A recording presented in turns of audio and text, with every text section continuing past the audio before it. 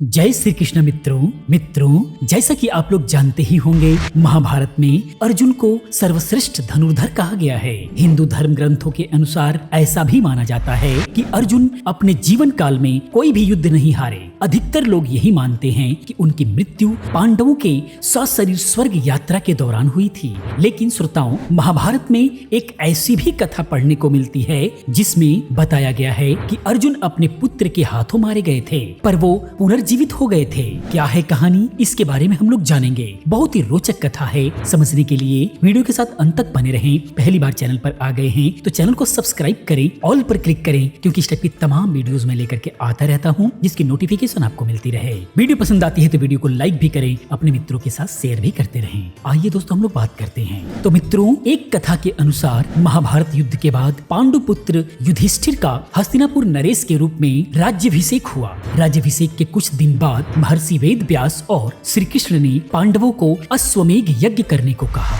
ऋषि और श्री कृष्ण के आदेशानुसार पांडवों ने शुभ मुहूर्त देखकर अश्वमेध यज्ञ शुरू कर दिया। यज्ञ शुरू होने के बाद नियमानुसार अर्जुन की देख रेख में एक घोड़ा छोड़ दिया गया। अश्वमेध यज्ञ का घोड़ा जिस राज्य में भी जाता, अर्जुन भी उसके पीछे पीछे जाते।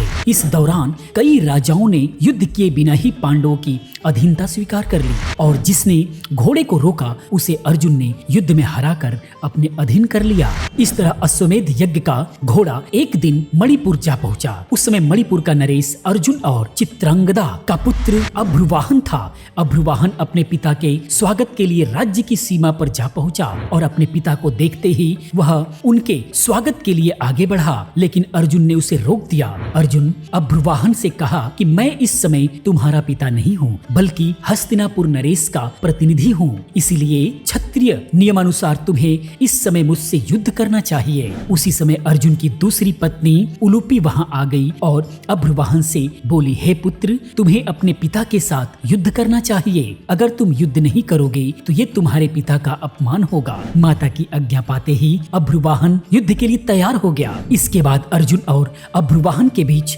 जोरदार युद्ध हुआ, जिसमें अर्जुन मारे गए, साथ ही अभ्रुवाहन भी मूर्छित हो गया। उधर अर्जुन के मारे जाने की खबर जब उसकी माँ चित्रांगदा के पास पहुंचती है तो वह दौड़ी दौड़ी युद्ध भूमि पहुंच गई और अपने पति के शव के सामने बैठकर विलाप करने लगी। साथ ही उलूपी से बोली, हे बहन, तुम्हारी ही आज्ञा से मेरे पुत्र ने अपने पिता के साथ युद्ध किया, जिसमें मेरे पति की मृत्यु हो गई। उसी समय बभ्रुवाहन को होश आ गया। होश आने पर जब बभ्रुवाहन ने देखा कि उसने अपने ही पिता की हत्या कर दी है तो वह भी शोक करने लगा। इसके बाद दुखी होकर चित्रांगदा और बभ्रुवाहन दोनों ही युद्ध भूमि में आमरण उपवास कर बैठ गए। पुत्र और माँ के विलाप को देख उलूपी को दया आ गई। उसने संजीवनी मणि का स्मरण किया। उलूपी के स्मरण करते ही नागों के जीवन की आधारभूत मणि वहाँ आ गई। तब उलूपी ने बभ्रुवाहन से कहा कि बेटा उठो, शोक मत करो, अर्जुन तुम्हारे द्वारा परास्त नहीं हुए हैं। लो इस दिव्य मणि को